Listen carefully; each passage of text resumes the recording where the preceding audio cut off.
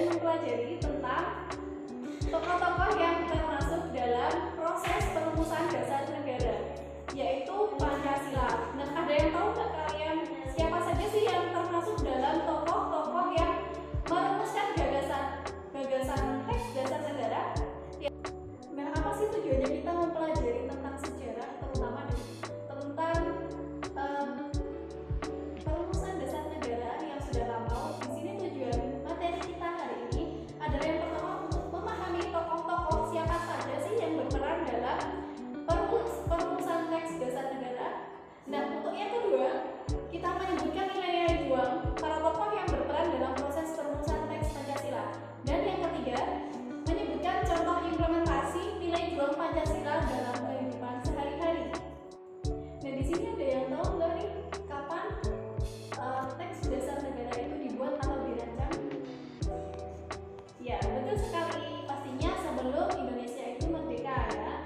Nah, sebelum kemerdekaan Republik Indonesia itu pastinya dibentuk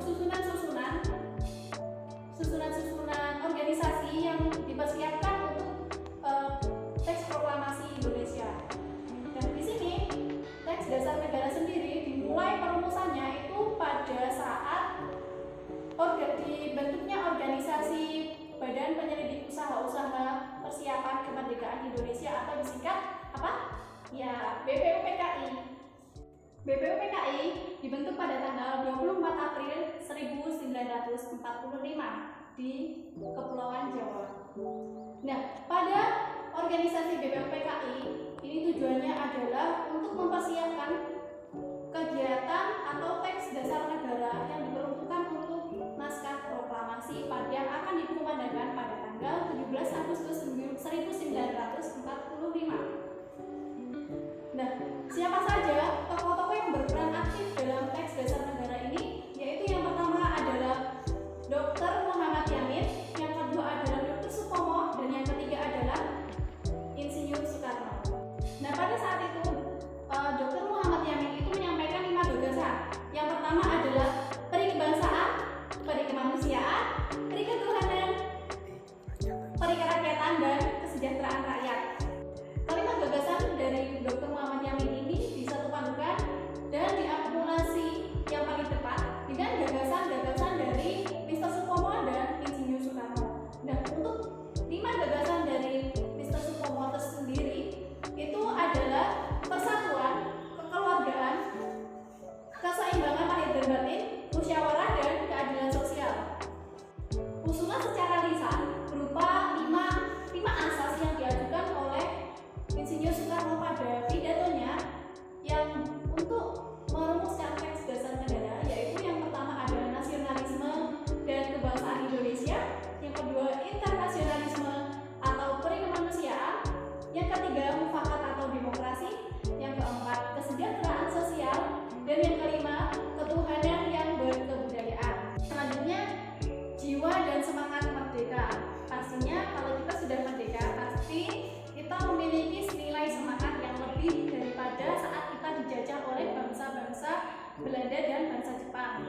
Yang selanjutnya semangat perjuangan yang tinggi. Dan yang terakhir yaitu percaya kepada hari depan yang gemilang dan bangsanya. Yaitu itu tadi adalah bentuk nilai juang dari perumusan teks dasar negara yang dikemukakan oleh 3 tokoh. Nah, yang terakhir penerapan nilai-nilai juang pada para pahlawan dalam kehidupan sehari-hari. Nah, siapa nih yang sudah menerapkan nilai-nilai juang yang sudah ibu sebutkan tadi di rumah? Ya, salah satunya dengan cinta tanah air, rela berkorban, setia kawan, dan yang lain-lain tadi. Ya, dalam di kehidupan lingkungan keluarga, nilai kehidupan yang bisa diterapkan yaitu yang pertama, selalu menonton tayangan televisi yang memberi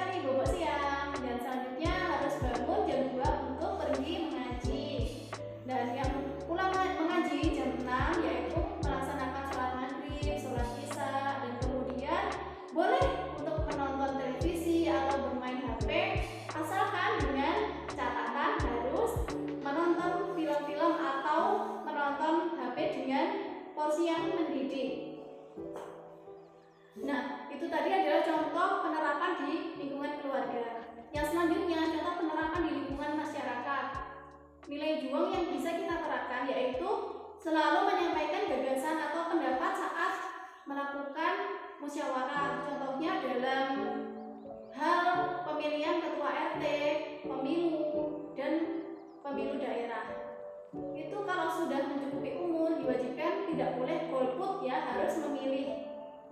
Yang kedua, ikut serta dalam gotong royong kerja bakti tiap hari Minggu. Dan yang ketiga, ikut serta dalam melaksanakan sholat Jumat. Yang keempat, selalu ikut serta dalam lomba Agustusan atau lomba 17-an itu loh.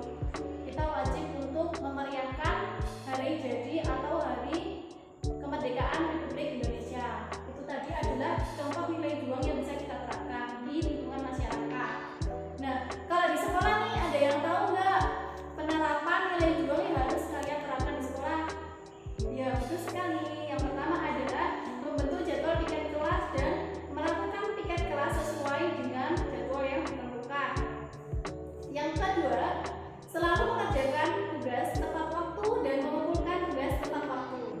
Yang ketiga, selalu hormat dengan guru ataupun dengan kakak kelas. Jadi kepada orang yang lebih tua itu kita harus hormat dan senantiasa menghargai beliau. Yang selanjutnya yang keempat yaitu senantiasa menjaga kebersihan lingkungan kelas atau lingkungan sekolah. Jadi tidak boleh membuang sampah sembarangan. Yang selanjutnya adalah menjaga taman sekolah. Jadi tidak boleh ya kita membuang sampah atau bungkus jajan itu di taman. Jangan dibiarkan seperti itu. Kalau bisa di sekolah itu disediakan tempat sampah organik, anorganik, dan yang satu lagi untuk didaur ulang. Seperti itu. Nah, itu tadi penjelasan materi dari Ibu Yenti. Nah, sekarang dari Pak Yuli, sebelum kita menutup pembelajaran pada hari ini, mari kita menyanyikan lagu bahasa Indonesia ya. Dan itu kan mundur 3, kita mulai 1, 2, 3. Nah, sekarang anak-anak boleh nanti dijawab dari pertanyaan yang telah Bapak buat. Oke. Nah, setelah penampilan ini, berikut pertanyaannya.